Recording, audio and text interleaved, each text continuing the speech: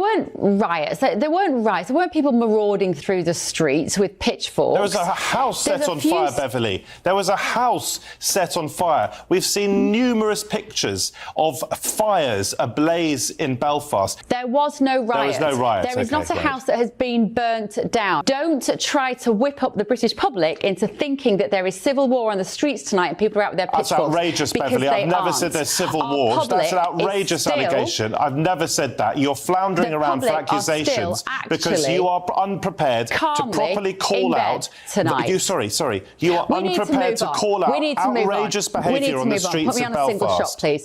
We need to move on. Put me on a single shot, please. Get this guy off the screen because, I mean, in this case, he's just so obviously right.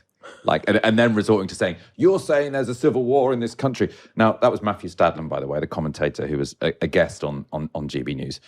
The one channel in the UK with the most journalists who talk about there being a civil war happening is GB News, right? That's why they refer to migrants as fighting age men. It's to constantly get in people's this idea that there's about to be this kind of race war.